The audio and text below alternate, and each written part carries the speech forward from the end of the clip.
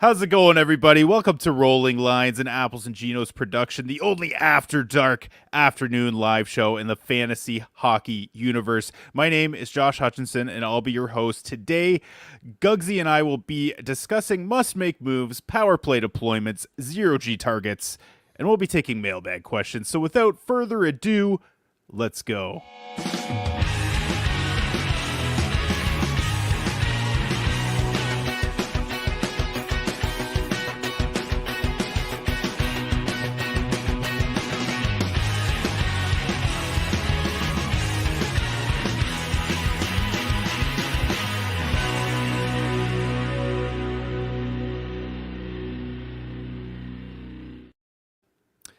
Gugsy, I've been dying to ask you because when I sent you the show sheet last night, late at night, it was 3 a.m. for me, near midnight for you. Yeah. You told me you told me that I'd need to carry the show today because you're playing an election day drinking game, and I would love to hear about that. Buddy, we got fucked up. We got sauced yesterday. our drinking game was we had a bottle of red and we had a bottle of white with blue food coloring. And whenever, whoever wins this state, we drink the red. You get the idea. Let's just say at the end of the night, the blue wine was pretty much still full. So we had a little sauce in us. This is it was a night. It was a night, So Yeah, and I meant it. You might need to carry me a bit. I still have a little bit of a hangover, but we're gonna try our best. We're gonna give it our all today. But I need you to carry me just a bit. That's all right. Did you get time to watch the Canucks game last night? You know what? I watched some highlights and I was following along with the Reddit, and it was sweet. I listened to the post-game show on my way home, and it seems like awesome. We played possibly the best game of the year, but it's the Ducks, so don't get too cocky. Yeah, Yeah, some might say it was a bit of a mismatch. Right. But yeah, you know who else won last night in a mismatch? Who is it?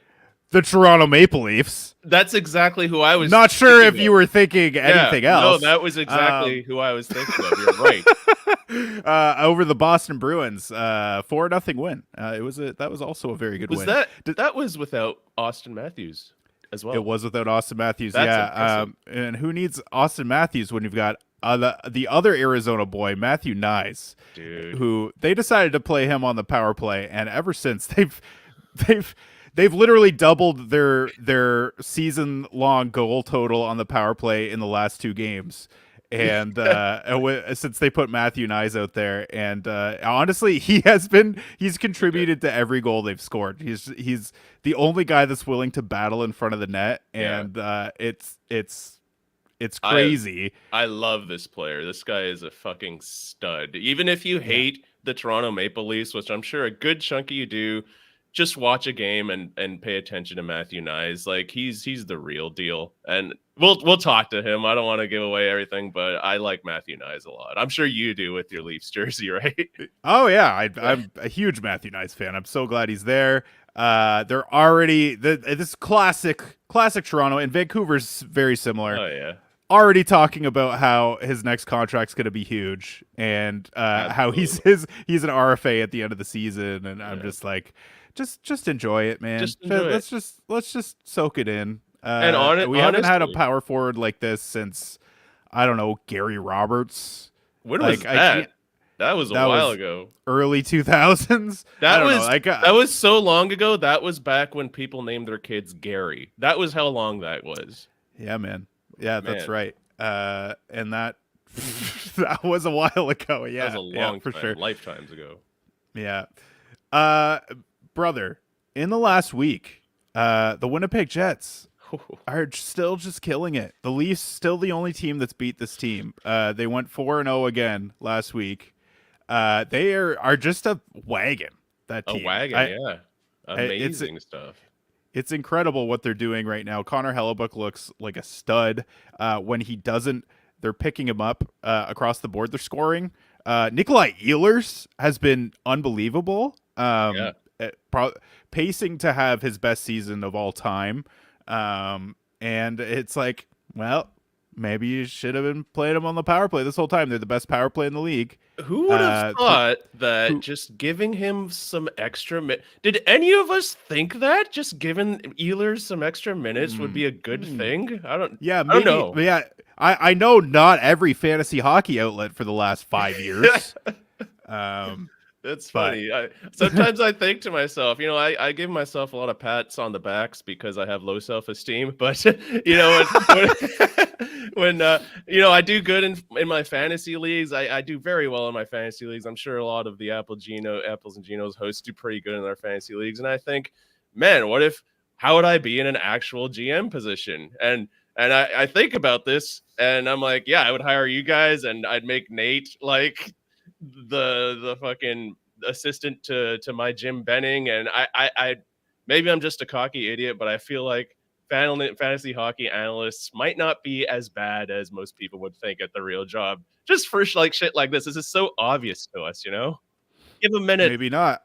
I mean, I'm waiting for the day when a team calls us to be their analytics experts, and they just hire up the team. We have to shut the podcast down because we're working for a team somewhere. It's happened. Yeah. Oh yeah. But I mean, to people that are a lot smarter than we are, but that's okay. That's besides the point. No one's smarter than the Apples and Genos hosts. I will die on that hill. We are Thanks, geniuses. brother. Yeah. Thanks, man. Korin Jovanovic says, "Yo, guys, keep up the great work. Thank you so much for the positive reinforcement. Awesome. Love it." Eric Crusoe, gents, I got slapped last night with both the Matthews injury and the Wallman healthy scratch. Not a question, just needed to tell someone. Appreciate it. Yeah, you know what? I got hurt by both of these situations as well. Yeah, I have shares of both these guys, so we're here for you, buddy. We're here. We feel your pain. We're here for you. I can share your pain. Jer, he's in there for Crucial as well. Stay strong, Crucial. Good players to have on the roster. Yep. And this is just lovely conversations in the chat right now. I don't need to post them all up on the screen. Carolina 3-0 last week. That's another team that's quietly a wagon that I did not expect. There were so many subtractions from this roster, but I just feel like Rod Brindamore's system is, while we hate it in fantasy because he kind of just rolls the lines. They're always at the top of the league in Corsi for percentage, scoring chances for percentage, and maybe aren't the best converters in the world, but I mean, they've got a system that works in terms of regular season success, and so like I shouldn't have doubted them, I guess. Yeah, it's hard to.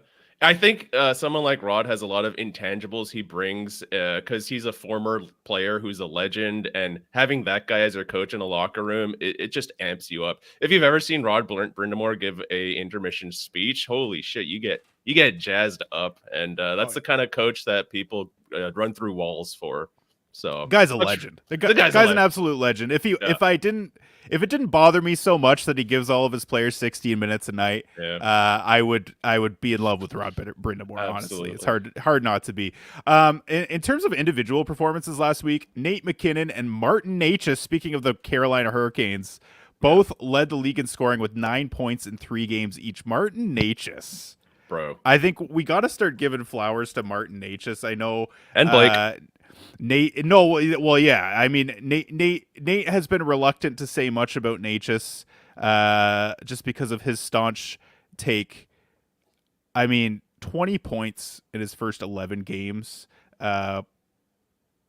defying the odds, really. Like, not really getting a ton of exposure 5v5 to the big boys, but he's showing he's doing it himself, and like underlying numbers are. I mean, there's definitely some negative regression coming. Right now he's shooting like his shooting percentage in the last 5 games. He has 4 goals in the last 5 games. His shooting percentage is 33.3%. That's going to come back. Shooting percentage on the season 25.9%. Is getting played 18 minutes a game over the last little while. That's the big one. That's the big one. We haven't seen that ever. Yeah. I mean, that's a bit of a change there. It looks like they're starting to trust him a little bit more. It seemed like it was kind of waning last year in terms of the trust for between Rod Brindamore and Martin Necas, but this guy's showing his worth, man. and I don't know if he still wants to be traded, but he's making a good case for Yeah. teams to be interested. So, That's yeah, I mean, we gotta give Martin H his flowers for sure. I just want to say this about NHS. Maybe it was February of this year, February 2024. There was rumors about Martin HS and Seth Jarvis for Elias Pettersson, and Canucks Nation was like, "Oh, that's a ripoff. That's awful." I would like to reread those Reddit threads right now, and I think the opinion in Vancouver might be a little different. Just seeing Yeah. Nate just do what he's doing, and seeing EP40 not doing, the things that we're expecting him to do, like it's just interesting to think about. Nate just Hey, seems like the real deal. hey, man, I can relate. There were a lot of Reddit threads about Martin HS plus for Mitch Marner, Oh and yeah, yeah. I mean, What was the stylistically plus? very different players. But sorry. What was the plus for these rumors? I Did don't you know. no? I don't know. Like Okay, yeah, it varied. yeah. Um, That's but fair. I mean, maybe the plus is just saving Yeah, millions of dollars on yeah, the cap. yeah. But I don't know. I'm still not quite there. But Natchez obviously is going gangbusters right now. Totally. Nikita Kucherov 8 points his last 4 games. That's not a big surprise. Alex Ovechkin 7 points in his last 3. Hell yeah. Okay, so I'm not sure if you heard this, but last week, Sidney Crosby and Alex Ovechkin were 2 of the NHL's 3 stars of the week. Apparently, that is the first time that has happened where they've been both on the 3 stars in the same week in their careers. Wow. Is that not insane? That's shocking. Literally, Like, wow. how is that possible? How is that possible? Like, anyways, I just thought that was I heard that the other day, and I just thought that was insane. It's been what, 20 seasons? Yeah, 20 And seasons. Both Hall of I Famers. That's crazy. yeah, first ballot Hall of Famers. They were the 2 best players in the league by far for at least 10 of those 20 years. Oh yeah, yeah. And it's shocking that that's the first time that's happened, and they're both in their late 30s. Yeah. Well on the back ends of their career. But For some of our newer fantasy hockey enjoyers, Sidney Crosby was the consensus first overall pick for many, many years. And if you're in a bangers league, you can make the argument for Ovi being sometimes they'd flip 1-2, 1-2, depending on your settings. But like these guys, they might not get respect from newer hockey fans, but these guys are fucking legends. So that is quite the thing that they weren't on the stars list together. That's crazy. yeah, it's incredible. Yeah, and it's cool to see Ovechkin pacing to beat Gretzky's record this year, which is pretty cool. And also, I mean, the Capitals are good.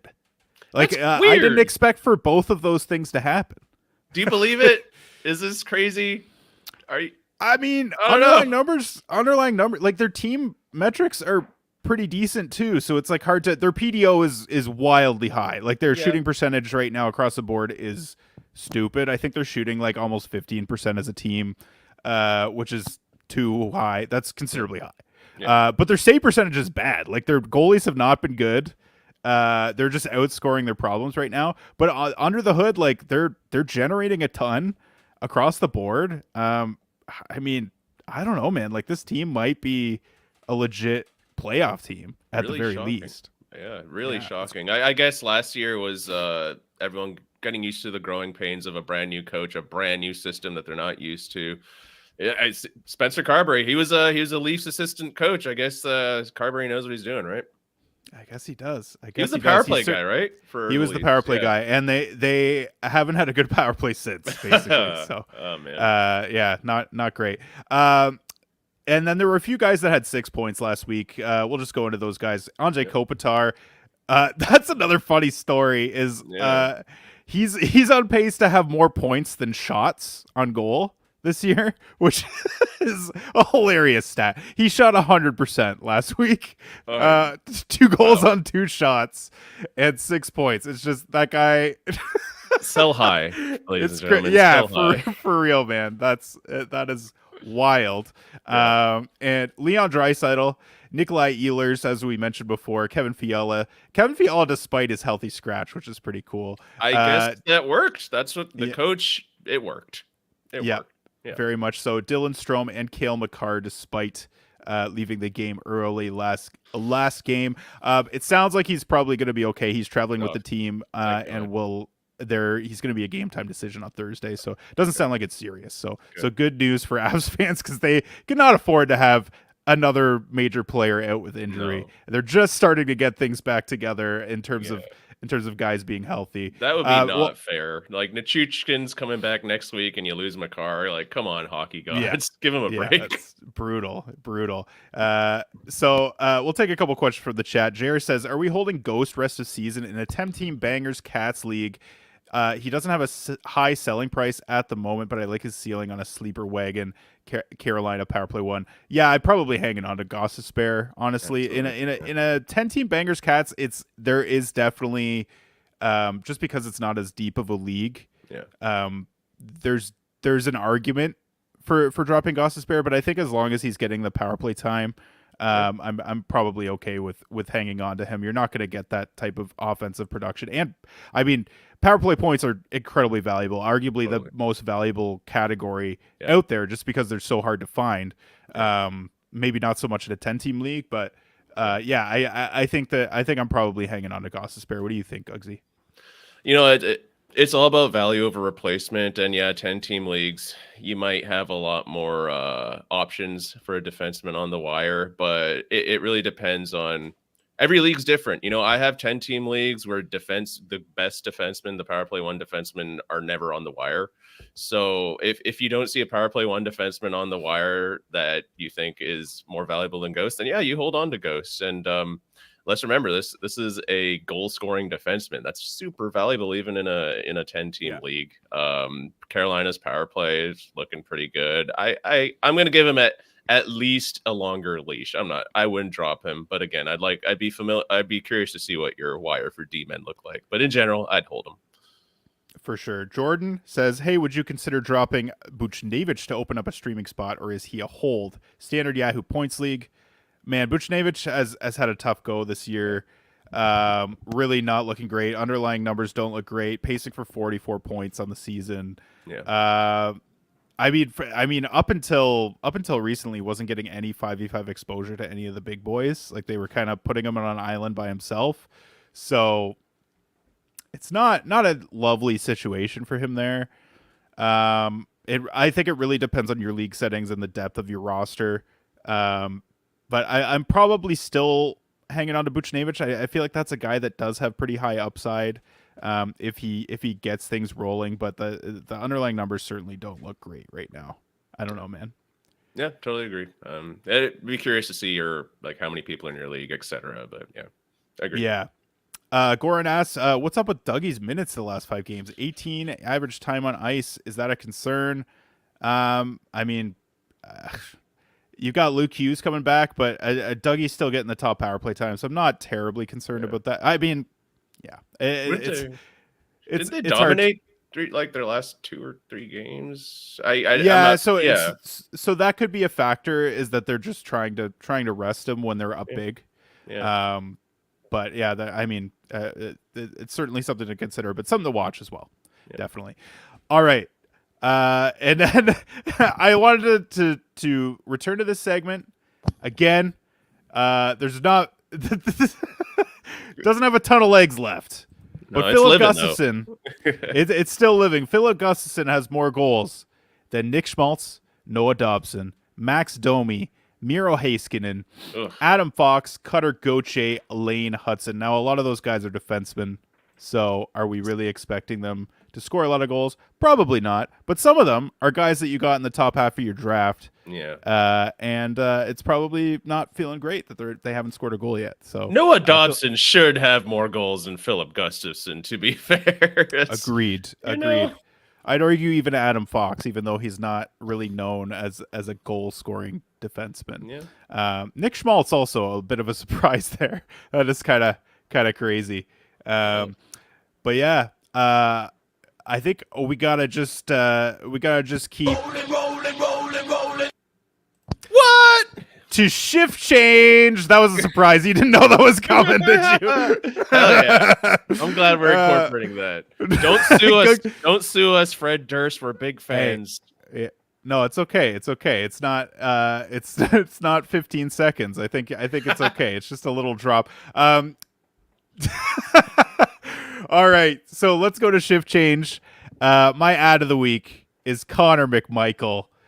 He is 45% rostered, which is crazy to me right now because this guy is absolutely killing it. Washington has 3 games with 2 off nights left this week. This guy has 7 goals, 12 points in 11 games on the season. Over his last 5 games, he has 4 goals. He is 7th in shots per 60 in the league, 10th in individual Corsi 4 per 60, and 2nd in individual scoring chances 4 per 60. That is crazy for Connor McMichael. He's never been even close to that in his career. It just seems like he's doing something different. He did have a 10-shot game as well Yeah, that was within those nuts. 5 games, which was crazy. In terms of on ice numbers, also really good. 18th in Corsi 4 per 60 and 10th in scoring chances 4 per 60. These are elite numbers. He's absolutely crushing it. Also, he's newly on power play 1 in the last couple games. So that's another great situation for McMichael. He's playing with Pierre-Luc Dubois and Tom Wilson at 5v5, averaging just under 18 minutes a game. His average time on ice is increasing as well over the last 5 games by almost 2 minutes. I mean, so much to like about this guy right now. Obviously on a crazy hot streak. Another guy that's shooting a ridiculous percentage. Not as much, not as high as Martin Necas, but on the season he's shooting 21%. In the last 5 games, shooting 19%. So like that is going to come back down. But I mean, he's generating a ton, man, and there's a lot to like about Connor McMichael right now, and it's surprising that he's only 45% rostered in Yahoo leagues. What do you think? Yeah, dude, this guy should be an ad. He's looking like a total stud. Honestly, I was Blake was before the draft talking about PLD being a game breaker. This is what I was hoping that PLD would I was hoping he would have like a awesome analytics. I would hoping he would get like deployment like this, but it turns out McMichael's kind of taken that role to be the blossoming player on the Capitals for this year. Yeah, I'm totally into that. You can't deny those advanced stats. That just screams that you should add him wherever you can add him. Points leagues, bangers leagues. That is beautiful. He's obviously this point pace isn't going to keep up, but with those analytics, you put him on your roster, and you just be glad that your opponent doesn't have him. For sure, man. Who are you adding?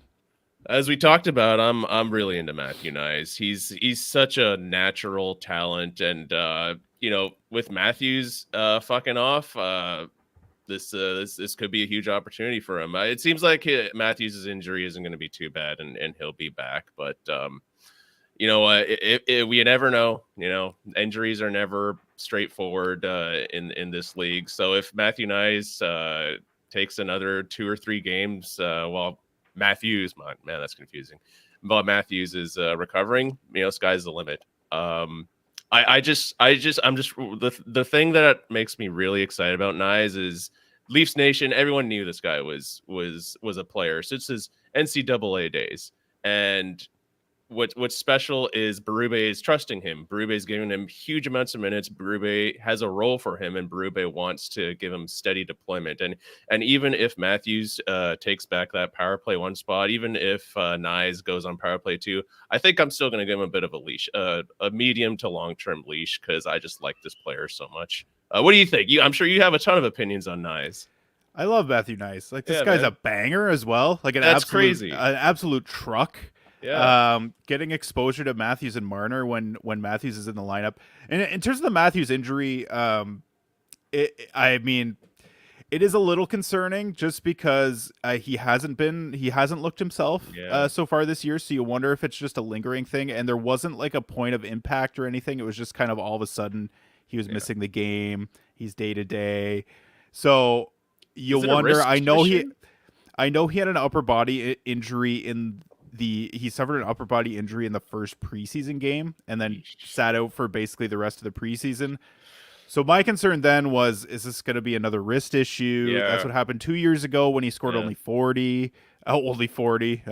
Too bad. But like, really, that's a difference of 29 goals for the team between last year and the year before. So that's a big loss, right? So Absolutely. they're counting on this guy to score, and I mean, if this is going to be a lingering issue, it's a bit of a problem. But Matthew Nyes, that's who we're talking about, and I'm liking him a lot. He's really Yeah. taken a step this year, and I mean, Berube clearly loves him. He's getting all the opportunity in the world right now. So Yeah. let's just hope he keeps rolling. Rolling, Uh, rolling, rolling, rolling. What? Rolling, rolling. My drop right now is Barrett Hayton. Clayton Keller has been taken off his line. This is not new news. He's playing with Cooley and Genther, and that is their new top line. Keller, whatever line Keller is on, that's their top line. And so they've got Barrett Hayton playing with Nick Schmaltz and Matthias Michelli. That's just not as good of a situation for him at all. He's still generating some scoring chances, like still looking pretty decent under the hood. But Utah has just 2 games left this week with 0 off nights. He's center only. He's got just 1 goal in his last 5 games. He's really not done a whole lot. And I'm okay with dropping Barrett Hayton at this point. He was kind of like a sneaky ad at the start of the season and a sneaky hold in deeper leagues. But I think if you're hanging on to him, hoping for something to change, like, and also, like, I think the clock is ticking for him on power play 1. Yeah. They've stuck with the same 5 all season, and it's only a matter of time before Logan Cooley gets on there. I know Nate has talked about that a bit on his show. But yeah, it's only a matter of time before Logan Cooley supplants him on power play 1. So I think I'm okay dropping Barrett Hayton at this point. Yeah. No, absolutely. I agree. All right, who you got for drop? As a boring individual, I'm going to stick with the Leafs. I was so excited for this player. It's Oliver Ekman-Larsson. I love this guy so long as he's on power play 1, but unfortunately he's off power play 1. Looks like Morgan Riley's back. What do they have? 3 power play points against Boston. So yeah, you can't mess with that chemistry. And it kind of hurts because somebody dropped Morgan Riley in one of my best friends leagues, and I was just like, his fucking Leafs power play sucks, and I'm too late to pick him up. He was picked up before this game, and Morgan Riley has 3 assists or whatever, a goal and 3 power play points in that game against Boston. But regardless, I think OEL is like a guy that's going to yo-yo on and off your rosters. The Leafs power play isn't going to like be this successful. I'm sure there's going to be droughts, and I'm sure OEL is going to hop back on and off the power play. And my rostership with OEL for the rest of the year is like timing the stock market, just keeping an eye on daily face-off. But as of right now, I'm not really into his deployment. Still, he passes the eye test. He's a great player, but as far as fantasy is concerned, I'm dropping him. I can use that spot for a streamer, which is way better. Yeah, I mean, Morgan Riley's been killing it, whether he's been on the power play or not on the power play. I think I wouldn't be surprised if they go back to a 5 forward power play. I think they got to find a way to keep Matthew Nyes on that top unit. You got it, right? Did they have a 5 forward power play before the Boston game? So in Minnesota, they went with a 5 forward power play with Matthew Nyes as the net front and Matthews in there instead of Riley. They had Mitch Marner kind of quarterbacking in like that defenseman spot, which does make sense. He's a facilitator and it makes the most sense. Then Matthews and Nylander manning the flanks, Tavares in the bumper, and Matthew Nyes as net front. And I mean, it looked pretty good. I think the goal they scored was, I know Steve Dangle talked about this on his LFR, but it was like, I mean, yeah, they scored on the power play, but was it really an improvement on what they did? It was like Matthews made this sick pass that was like super low percentage for a Nylander one-timer. And it's like, the problem with the Leafs power play has been they don't make quick enough decisions. And then it becomes, and they defer to Austin Matthews too much, I think. And everyone knows he's going to shoot the puck. Right. And then when the lane closes, he doesn't take the opportunity to shoot. So then they're just not shooting. They're trying to defer to him. Uh, I mean, at that point, it was Matthews got the puck and he sat there, and then feathered this perfect pass through to Nylander. That's not going to happen. That was like a 5% success rate. Um, so last night was much more promising in terms of they were getting pucks to the net. They had guys battling in front, creating traffic, which is like, I mean, it's so obvious that that's what you need to do. Yeah, in this They just modern don't. day, yeah. They just don't fucking do it. Yeah. So I mean, yeah. I Do you, think do you there's a think? possibility that they go back to 5 forward. Yeah, it The other worked. possibility is they take Tavares off and just leave Matthew Nyes as the net front. But I think you've got to keep Nyes on that top power play. Do you Anyways, think? Do you think sorry for the last game? Do you think they played that efficiently on the power play because there was no Matthews? They had to play a little differently, crash the net a bit more, not depend on Matthews. I mean, that's Yeah. certainly it seemed that way. They played a different style. They were definitely crashing the net a lot more. You had guys that don't normally shoot the puck that were shooting the puck. Yeah. Max Domi had one shift where he dangled every player on the ice and got in all alone. And then shortly after, toe dragged a guy and then ripped it wide. Like it was like I was like, what has come over this player? He wants a goal all of a sudden. He doesn't. Domi just has those defer the puck. flashes. Ever I since he was in know. Arizona, he's had flashes of like his inner Austin Matthews. Yeah, it's crazy. Anyways, we could move on, but OEL, I do support an OEL drop at this point. Like that's there's not a ton there that would make me want to hold on to him on my roster right now. Von Zuli said with some excitement about the Limp Bizkit references here. J3 Stutzla for Aho in a points league. I mean, I'm sticking with Aho. If that's the way we're rolling. Gugsy, what side do you like there? I think Carolina needs Aho more than Ottawa needs Stützle, so I'd prefer Aho personally. Yeah, I agree. And Stutzla has always been a guy that kind of outperforms what he generates under the hood. I just like Aho better as a safer pick there. Blake Creamer says, "Looking good, boys. Let's go. Always there for the positive reinforcement." Thank you. Hidden in plain sight says, "Funny timing. I just caught the stream live and was about to ask about Hayton as you were talking about him. Hell yeah, dude. We're on the same wavelength right now. Yeah, I love it." So instead, thoughts on Nugent Hopkins. Ooh, Brian Nugent Hopkins. Let's pull him up in the sheet here. I mean, Ryan Nugent Hopkins has had a real tough year. He's got 5 points in 13 games, 1 assist in his last 5. Still getting like 19 minutes time on ice and still getting power play time. Connor McDavid will be back. Yeah, against Vegas on Thursday, as per Elliot Friedman.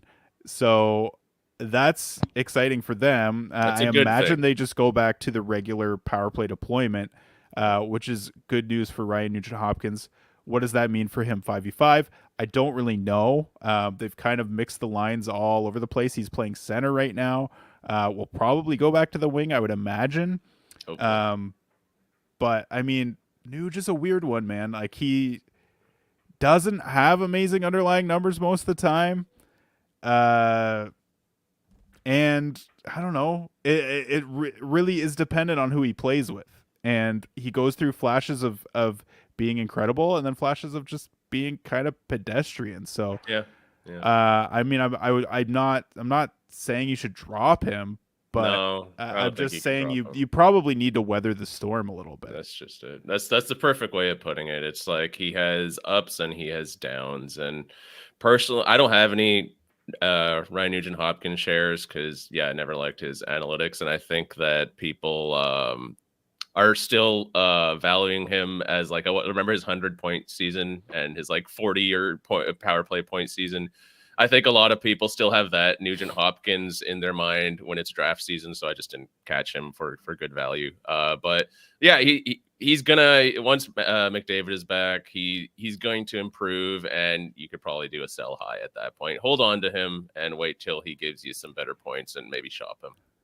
he says actually hidden in plain sight also says worst case scenario coming true. He's now on 3C, and I am looking at the tweets that came out today, and yes, McDavid is just slotting into the spot where RNH was between Skinner and Hyman, and RNH down to the third line with Henrique and Brown. That is not a good scenario for RNH. So yeah, a little bit less.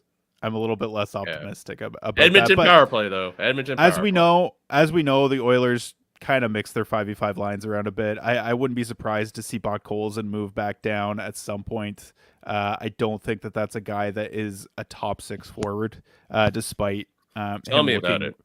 Yeah, I mean, you know all about that. So yeah. I coped for a long time about this guy. You know, I want him to. I like him, but you know, he doesn't belong in the top 6. Yeah, for sure. So I think he'll get back up on the wing. I'm not too concerned about that. Yeah. Let's go to the power play planner. So Boston had Charlie Coyle replacing Pavel Zacha on power play 1 the other night. Not a big surprise. Zacha has really struggled. He's only got 3 points this year. Yeah. So I think they just are trying something different. They generated quite a bit actually against the Leafs, but Anthony Stolarz had just a hell of a game last night. Yeah. So I mean, that's certainly something to keep an eye on. Coyle got some really nice deployment last year and did a little bit with it. Don't love his underlying numbers. I don't love him as a long-term fantasy asset, but that's a guy that could be an option now. Now that he's getting some power play time, so definitely a guy to keep an eye out for. In Chicago, I mean, Lucas Reichel's still getting time on that top power play, so I like that a lot for him. That's a guy that's got. Has he done anything with that? I mean, well, let's pull it up here. Yeah. I know that he. I know that he's got 3 points in his last 5 games. It's not nothing. Still good. Only getting 13 minutes time on ice, even with the power play time. Yeah. So that's not great. So like a Stefan Noesen treatment, except you're supporting cast. Yeah, I mean, but I mean that's a guy. I mean, you want to see a guy like that get some confidence so that he kind of starts to flourish as a young player, because he's a young man. That's a guy that's had a ton of. He's pretty highly touted and just hasn't had a good go of it so far. The fact that he's getting a little bit of exposure to the top guys is positive. Colorado,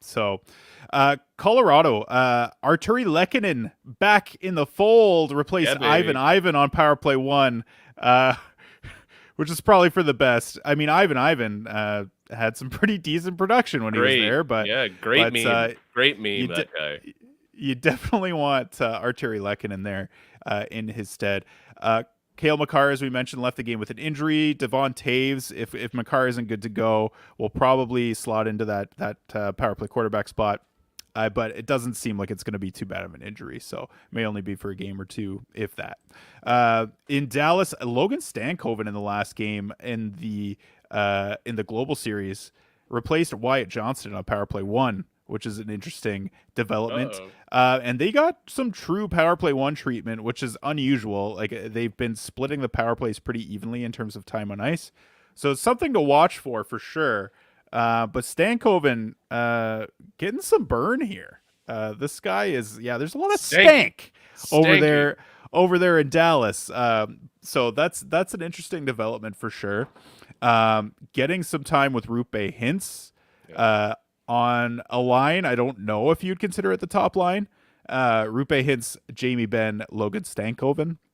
I just want to say I want to drop all of my Dallas players so fucking bad, but I know I can't do that. I want to drop Heiskanen, I want to drop Hintz, I want them all off of my teams, and I got them in like Dallas players in a few leagues at like undeniable value, like value in the sense that I cannot like avoid drafting this guy, and it's. Man, it's just been rough rostering these guys, especially during these 2-game weeks. It's been rough, but you can't drop them. That's the worst, especially Wyatt Johnston. You're gonna drop Wyatt Johnston after spending that draft capital on him. It's rough, but Stankoven on the top, it's cool. Yeah, he's had a tough go of it here.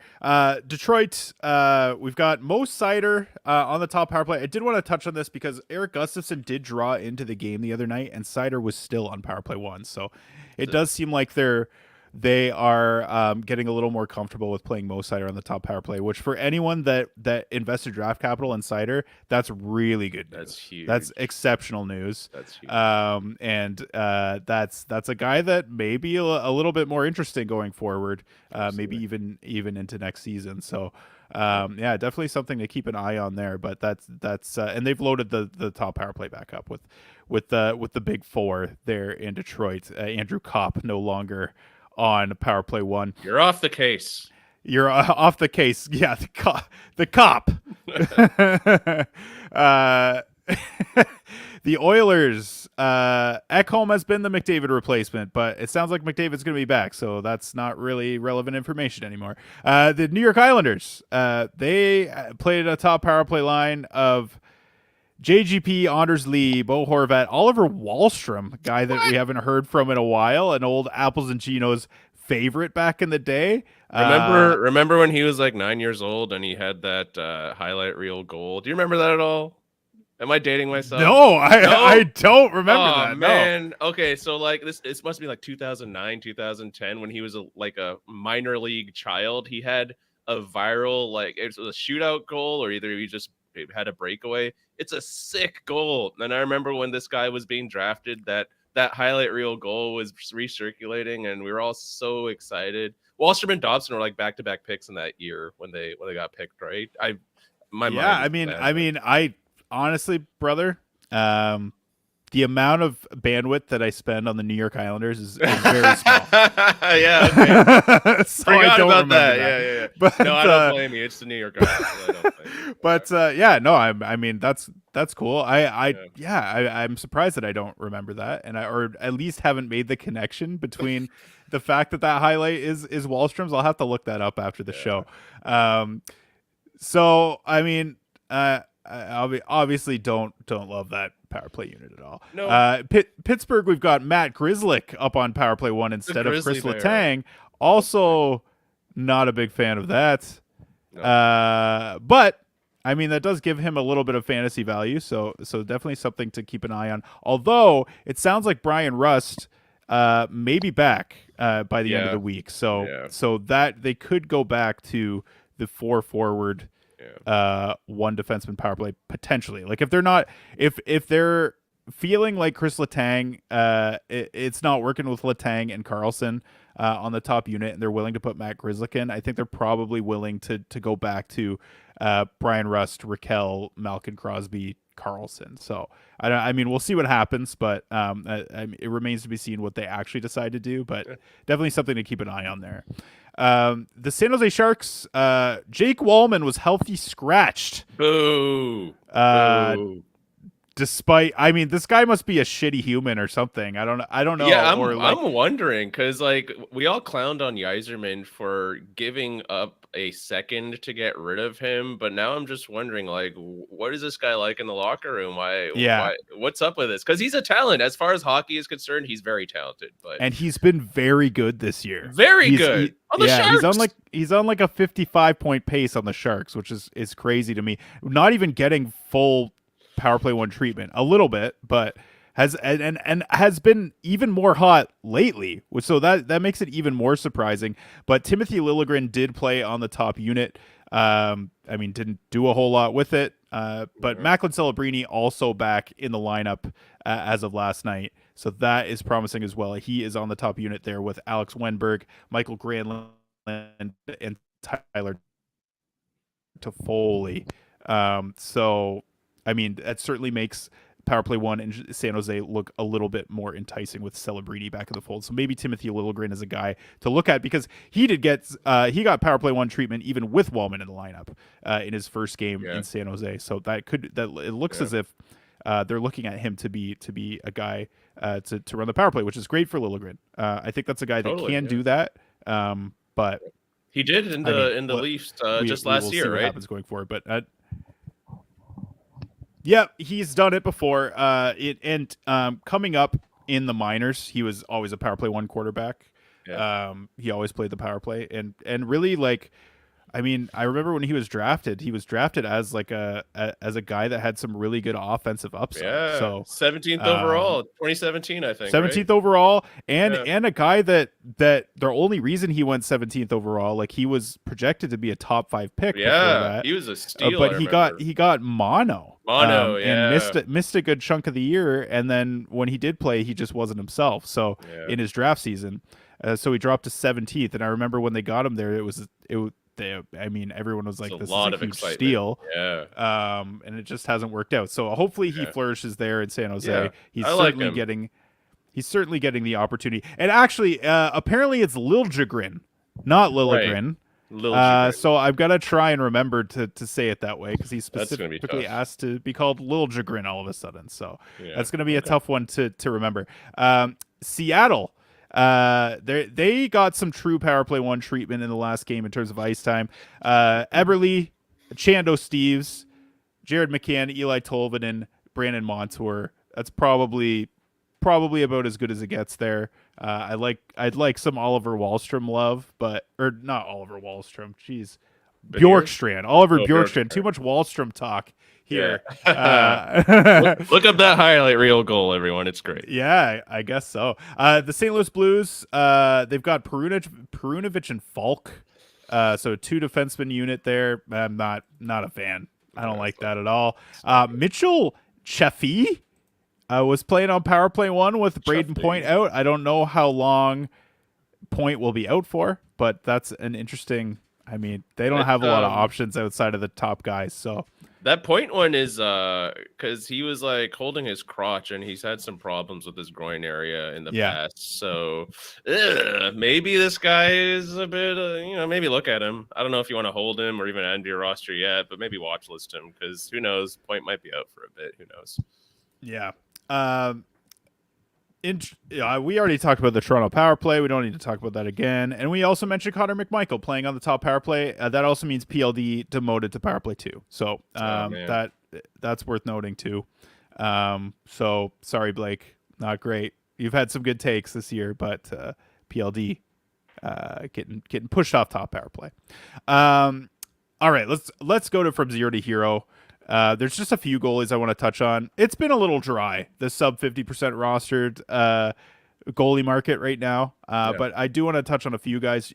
Justus Annunen is 43% rostered. He's started 2 straight. Again, he has been the hotter hand. It sounds like Georgiev is going to get the start on Thursday, so we'll see kind of how that goes. Damn it. Yeah, we'll see how that goes. I imagine if he has a good start, they'll probably roll with Georgiev again. They have more invested in him, so and ultimately you probably want him to be the guy going forward. But Annunen has been pretty solid in when he's replaced him. So if Georgiev shits the bed again, I just don't get it. Georgiev has not had a save percentage above 900 all year, and Annunen's been pretty good. And it's like, Georgiev's off the books after this season. So, like, who cares? Just play the guy who will give you the highest chance of success, and that's Annunen. I don't get it, Bednar. Get yourself a goddamn haircut so that your brain can breathe. Give Annunen more starts. The juice is loose, ladies and gentlemen. We need to unleash him. The juice is loose. He's clearly loose. He's so good. Let him free. Oh boy, Charlie Lindgren, 36% rostered. He has an 895 on the season, not great. Still playing straight tandem with Logan Thompson. Washington, as we mentioned, has been really good in front of him, and anyways, definitely a guy to look at. As long as he's playing in a tandem, it's not like the most enticing option out there, but you could do a lot worse. Petr Mrazek, 21% rostered, gets lots of volume. He was my pick last week, and as we'll get into in a minute, fell a little bit short, but I still don't think it was a bad pick. No. Alex Nedeljkovic has started 3 straight in Pittsburgh, so it looks like that he could be their guy going forward. Yeah. He's had a couple wins in there as well where he's played really well, so definitely something to keep an eye on there. He's 20% rostered, so again, you could probably do worse than Nedeljkovic. Alex Lyons out there, 16%. He's in a straight tandem with Cam Talbot. Again, Detroit, not a great destination for goalie right now. Elvis Merzlikins, 17% rostered. He started 4 of the last 5 games for Columbus. Definitely worth looking into. Only He's been allowed good. 2 goals. He's only allowed 2 goals against San Jose last night. Didn't get the goal support, and one of them was an overtime goal. So he did play really well last night in San Jose, and honestly has been really solid outside of one game where he allowed 6. Zero G And alert right there. Zero G yeah, alert. definitely a guy to look at there. And then you've got the Wolf and Vladar tandem, both of them sub 50% rostered.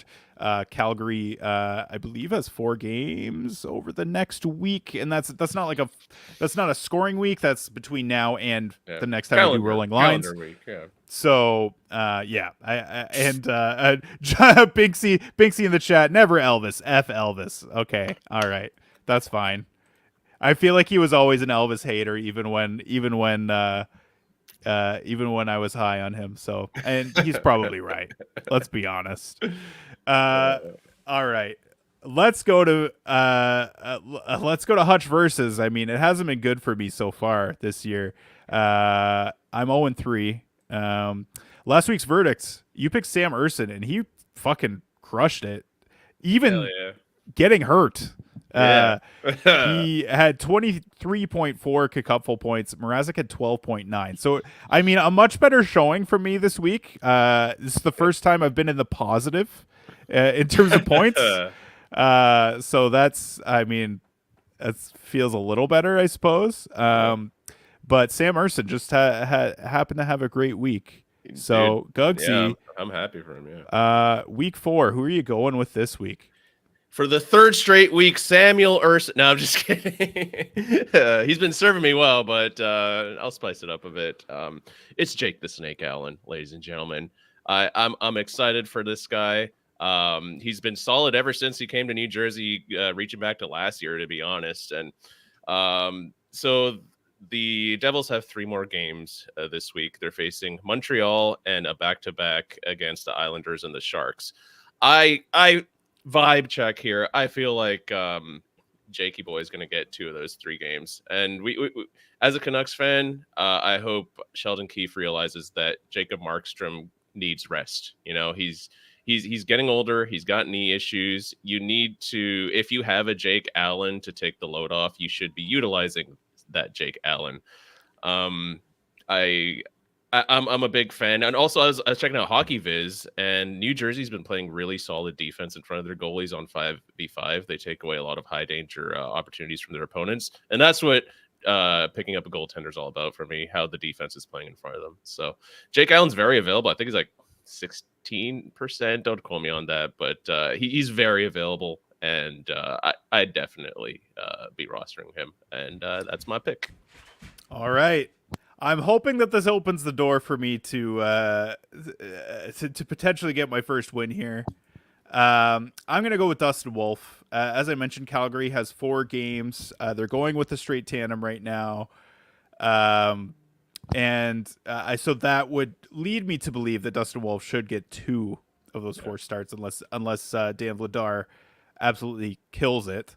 I mean, over the last few games, Dan Vladar did get a shutout in one of those games, and then they gave him the next start. So it does seem like they're willing to ride with a hot hand, but they have stuck to the tandem for the most part this season. I'm gonna go with Dustin Wolf. I think he's the better goalie, and we're just gonna ride. The main thing is, there's none of these guys, just based on the schedule, are going to get more than 2 starts. I don't think. Yeah. So I'm just going with the guy that I think is the best of all of them in a vacuum. So I'm going with Dustin Wolf this week. So we've got Jake Allen, we got Dustin Wolf. We'll see who comes out on top next week. Hell yeah. Now let's go to the Hockey Hotline. That is our mailbag segment. I'm going to take some questions from the chat before we get into the Discord here. I got to scroll back a little bit. There has been a lot. But let's go from Andrew Pickering. Schmaltz versus Elias Lindholm. Going to have to drop one when Point comes back. Thoughts? Thanks. Who are you going with here, buddy? Yeah, it's I'd really be curious to like how big your league is, what your point breakdown is. Just off the top of my head, I think Elias Lindholm is a little too cold for my liking. I think the Boston power play is underperforming. Boston in general is underperforming. Something's up with Pasternak. Something's up with the coach. I think right now Boston is in a bit of a funk, and I think Lindholm is more value than Schmaltz. I'd rather have Lindholm. What do you think? I'm probably sticking with Lindholm. Yeah, Um, Nick Schmaltz as well. Not getting the Clayton Keller exposure. We talked about Barrett Hayton, and I mean that's another factor. It doesn't have a goal this year. yeah, that's crazy. He's super Elias Lindholm, efficient every year, and he hasn't had a yeah. goal this year. It's crazy. So I just think that in terms of deployment, Lindholm is probably the safest Yeah, because I that's just just don't it. think they have anyone else. They have no one else. So I think you're probably going to be safe. He's going to be safely on line one, power play one with Pasternak exposure, and even with Pasternak not playing, maybe as well as we expect for Pasta. I still think that is the best situation that you could be Yeah, in Boston. So I don't like either option really, yeah. but I think Lindholm is probably who I'd be sticking with. I feel like if you drop Lindholm, more of your opponents are going to be likely to pick him up as Yep. opposed to if you drop Schmaltz. 100%, man. 100%. And that is something to consider for sure. Let's go. G Horn says, "Hey boys, how would you rate these goalies in a Cats league? Gustafson, Lankinen, Annunen. I mean, Gustafson is the clear number one here. Yeah, yeah, Right for, now. Then I would probably go Lankinen just because I would say he's the most likely to get volume between him and exactly. Annunen.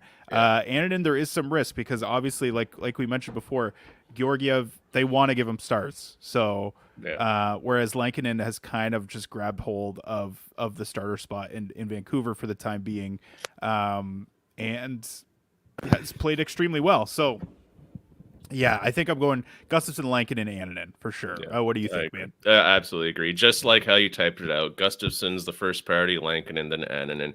Like Lankinen's competition at the beginning of the year was Seelovs. Every single start Seelovs has been awful. And you could say it's his fault. You could say it's not his fault, but it's been awful. Lankinen, every game Lankinen starts, the Canucks are playing well, and he bails the Canucks out when there's a defensive lapse. The coach likes Lankinen. Yeah. And again, Annunen, I love Annunen. The juice is loose, but the coach is trying to contain the juice. He's trying to get a paper towel and he's cleaning up all the juice on the counter, and I'm not a fan of that. So I just don't trust that. And who knows if the Avalanche are gonna be in the trade market for a goalie. So yeah, I that's how I go. Gustafson, Lankin, and Annunen in that priority. Amazing. All right. Armaeus, this is an interesting question. Should I trade Jason Robertson to get Zach Hyman? Seems Yes. like a slam dunk. Yes. Man, yeah, this is a tough one, man, because I mean, the upside of Robertson is probably higher than Zach Hyman. But I mean, in terms of opportunity and deployment, I mean, Robertson is. I mean, that top line is broken up now. They're rolling the lines in Dallas, and rolling, baby. All right, so I mean, I don't like Robertson's deployment situation right now. Like it's That's just feeling it. that Dallas is feeling a lot like Carolina, Yeah. where good team, probably playing the way that they should in terms of winning games, but in terms of fantasy, it's really hurting us. So, Yeah. yeah, I think I would do that. I think I would do that. I actually got offered this. I got offered this recently in one of the listener leagues, and they retracted the offer Okay. before I could accept. Okay. Um, Yeah. Yeah. so I mean, I was him and Han, but now that I'm like talking it out on mic, I'm like, yeah, I think I would do that. I think I would do that. I think I'd try and get Zach Hyman for Jason Robertson. Yeah, I would definitely. If anyone, if I had a Dallas player like Robertson and I get a player like Hyman, I ASAP. I want these Dallas players off my team. I don't care how much potential they have. It's all about the deployment, and I'm not feeling that deployment. All right, Richard Habibi has one specifically for Guggen. Any chance Anime Dad dethrones me as reigning Oh, champ buddy. of the Let's Play League? How is the Brat for Hyman trade going? And what did you think of EP40 and Caulfield for Boldy and Jarvis? I believe Buddy, that was a question in the I have a was league. that Yeah, yeah, advice that yeah. was taken in the podcast earlier this week? Is that Nate, yesterday I was listening to yeah. that, and my friend here mentioned this trade that happened in our league, EP40 and Caulfield for Boldy and Jarvis, and I'm like, ah, shit, this podcast is really, really growing. I'll get to your question in a bit, but this podcast is getting so big that one of my friends recognized my voice. The Apples and Genos was on his algorithm, and he thought he was going fucking nuts because I have a very distinct voice and laugh. Adam, if you're sticking with us, thanks for the shout out. Love the support, and I love how this podcast is reaching everyone and whatnot. But Richard, to your question, the Brat, I traded Brat for Hyman. Yeah, you know what? I'm still into that. I think Hyman's gonna get back up there. I still believe in him, and once McDavid is back, then at the end of the year, I think it'll be a fine trade.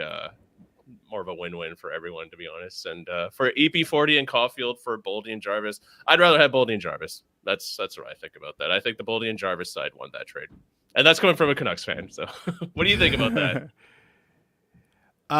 Yeah, I'm that's man, it's tough. Like I genuinely like I'm looking at it and I feel like I'm feeling the same way Nate did earlier in the week where I'm like I lean one way and then I look at the other side I'm like Yeah. but I kind of like that. Like I honestly think it's a pretty even deal for the most part. This is a Bangers Cats league with face-offs, if that matters. Yeah, Jarvis does hit. It certainly does to a certain extent because the only guy that really wins faceoffs is Pedersen in this deal. But yeah, I mean, in terms of the other side, like Boley probably has the most upside across the board out of any of these guys. Him and Caulfield are, I mean, I don't want to say they're a wash. Caulfield has more goals upside, but Boley has more points upside. Neither of them really do a lot in terms of bangers. Jarvis probably is the biggest banger of all of them. And also has some really good points upside. And then Pedersen, it's like, I mean, if he returns to Pedersen form, then that is a slam dunk for like he's the best player in this trade. But we don't know if that's gonna happen. And honestly, it hasn't looked great. It hasn't looked great. He had a goal yesterday, but it's the Ducks, so don't get too excited about that. Yeah, exactly. Yeah. Exactly. Captain Pie says, what would you all do? Keep 3, drop 2. Lehkonen, Monahan, Michkov, Velarde, Tippett. Whew. Okay. So I'm probably... This is a tough one. I'm probably dropping Monahan and Michkov here. Agreed. Yeah. Yeah. I think Michkov has been killer this year in terms of point production, but in terms of like anything else peripherally, there's not really a whole lot there, at least yet. So his minutes are going down too. Is getting the John Tortorella. Yeah. Yeah. So I do think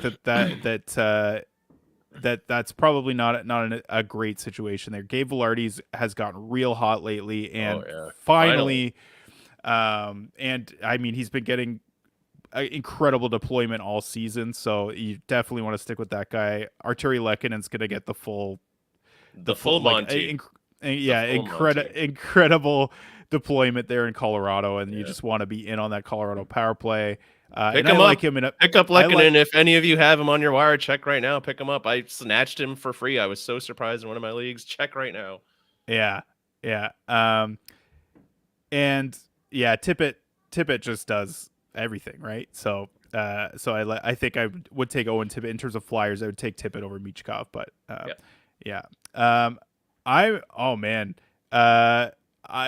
there's so many questions in the chat right now. I should probably take a couple from the Discord. Even though I should I'll give more preference to stuff to the people that are in here live. There are a few. I mean, a lot of these are similar to to what we've answered already. Data Handle says, Josh, trade my hints for his Stamkos points league with extra point for power play goals, power play assists. Thank you. Yeah, I would probably I would take the Stamkos side there.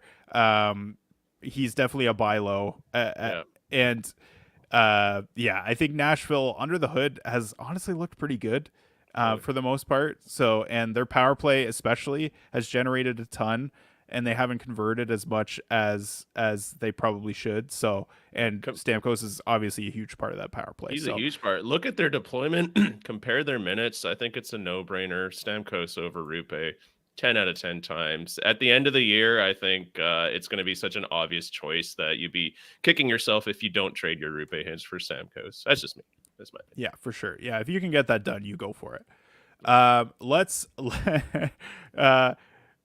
Jeek says trade targets for a piping hot Natchez, please. I mean, anyone. Anyone in the top four rounds, right? Like all of my Natchez shares, I am selling for value. I am on your wavelength. I'm all there. Sell high. Yeah. Selling high feels so fucking good. I love selling high so much. Yeah, man. I think, Zudo asks, is Zaka a drop at this point? Yes, Zaka's definitely a drop, especially now that he's off power play 1. That's really the only thing that kept him interesting. Yeah. So, all right, a lot of prostate talk in the Discord. So let's go back to let's go back to the chat. Let's see. Jer says Laferriere or Dorofiev. That's a good question. Right now, honestly, I like Dorofiev. His analytics is good. Just because of the deployment as well. Like, he's getting top power play in Vegas. I guess Laferriere is as well, but I think I like Dorofiev's 5v5 situation a little better playing with Thomas Hertl. Yeah. So I like that more than Laferriere playing with like Warren Fogle. I mean, they're both good. They're both guys that were under the radar picks to start the year. Guys that were, I will say, on my radar. I think I mentioned both of them in the team previews as potential sleepers. Yeah. So you got laughed at, you got tomatoes thrown at you. Man. But your bravery paid off, and you're right at the end. There you go. I certainly did. So I'm loving to see both these guys succeed. But I think right now I lean to Dorofiev, but it's not. It's honestly close. Vegas also just has a better power play right now than the Kings. So Big Chillin' Podcast says, what is Gugsy mucking in the thumbnail? I would like to know that as well. I'm surprised I haven't asked you that. Yeah, buddy. You ever hear of Japa Dog? I think it's Vancouver local. No? Okay. Oh. So it's a Japanese hot dog, and it is the most delicious hot dog you'll ever have in your life. They're like $16 Canadian, which if you're from the States is like $3.95 converted or whatever. But it's expensive. It's expensive, but if you're ever in Vancouver, we got Japa Dog locations all over. The main one's in Robson. Highly recommend checking out Japa Dog. A little pricey, but your tum will be so happy. Your tum will be full of yum-yums. All right. Amazing. Beard Meng asks, is my concern about Linus Ullmark warranted? Unsure if this is an individual problem or more related to the defensive capability of the Sens. I mean,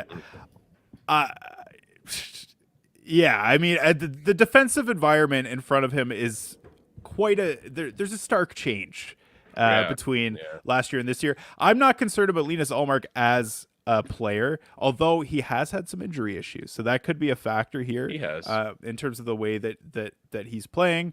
But yeah, the Sens defense is not good. In front of him, it's a tire fire. It's not good. But Travis, that's why you bring in Travis Green. He's more defensive minded. He's, these guys are probably still figuring out what defense is. So, but it's a bit of a clusterfuck right now. But this was everyone's reservation with Linus Ullmark going into the season was sure, he's a great goalie, and yes, he's going to get volume, but is the defensive environment in front of him going to be good enough for him to succeed? And so far hasn't looked great. And also low key, Anton Forsberg, when he's been in net, has looked pretty good. So, 2 shutouts. I think he's got 2 shutouts. Yeah. I mean, crazy. maybe there's a bit more of a net share going forward. So yeah, keep an eye on Yeah. that. Binksy back in the chat asks, trade one for value in a bangers Cats. Kadri Shifley, Tavares, Brock Nelson. That's a good question. I mean, okay, so here's the deal. You could probably get the most for Mark Scheifele at this Yeah. point. Yeah. And that's probably the way that I would go. He has the least bangers weight of any of these guys, and is probably the least valuable across the board. Yeah, other than his points upside is the highest, just because of opportunity and just because of efficiency. But he's an efficiency player, like that, and that's key. Those guys aren't necessarily as valuable in bangers Cats leagues because they're not racking up all of the counting stats. So I would probably try and get some value for him, because a lot of times you can just get value for name brand. Totally. And Mark Scheifele is a guy that has it. So, and Winnipeg is fucking destroying it right now. So I think that's probably the guy that I would try and trade for value, because he probably has the most right now and provides the least category coverage out of any of these guys. Do you have a different take, or does that make sense? I totally agree with you. The key word in this question is value, and Scheifele has all the value. I'm a bangers Cats guy. I've had Scheifele through ups and downs, and let me tell you, those downs are rough, because he's getting you one shot a game, maybe 0.2 hits per game. If you're in a face-off bangers win, then a little bit more value there. But right now, Winnipeg is looking like a juggernaut. Scheifele is in highlight reels. I think you're going to get more value for Scheifele. And yeah, for sure, I agree. All right. Rico traded Monahan for Sam Bennett and Brandon Hagel. How the hell did you manage that? Good for you, Rico. Richard back in the chat, drop ROR or Lindholm in a Kickuffle style points league. Boy. That's a tough choice. That's really tough, actually. For me, it's almost a wash right now. I'd probably drop O'Reilly. It's close. You know what? I don't know though, because Nashville under the hood is considerably better than Boston right now. Yeah. So, their power play looks better. You know what? I think I would drop Elias Lindholm. Out of these two, I'd probably drop Lindholm, but it's close. It's really, you know what? Whatever you pick out of these two, you're gonna pick wrong. So there you go. The guy you drop is going to be the one that goes off, and the guy you hold is going to be the guy that does nothing. It's always what happens in these situations. Going back to the Discord, Fred Z asks, would you float Matthews offers for Kyle Connor, Kirill the Thrill, or even a Panarin?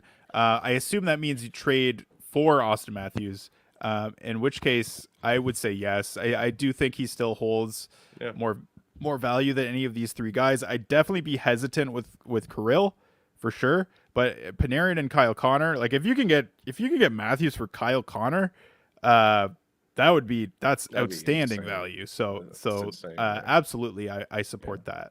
Yeah. Let's go. Racklets says, I actually got Jack Hughes for Kyle Connor. But that was because Hughes is not actually not really producing right now. I mean that's certainly more likely. And that's something I also would do.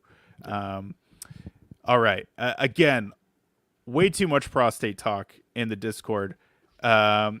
Nate, I believe, had a would you rather, and that's how I like to finish off the show here. This is why there's prostate talk. Now I'm understanding now. Would you rather have a prostate exam once a week, or have to use all 4 ads at 3 a.m. Monday morning every week of the season? I'm going to throw to you, my friend, because I always answer this one first, and it's not catered towards me this time. So, you know, despite me being a big fan of prostate exams, I'm a night owl, so I'll take the latter. I'll wake up at 3 a.m. Although for your guys, when you guys on the East Coast, you wake up at 3 a.m. I only got to be up at 12 a.m. That's no problem for me. You can just stay up late. Yeah, it's great. West Coast fans West Coast fantasy managers have an insane advantage with that alone. An insane advantage. Man, I mean, I think this is an easy one for me. It's use all four ads at 3 a.m. and part of that is because I'm a night shift guy. Like I'm up Yeah. anyways, so it's not hard. I take my break at Yeah. 3 a.m.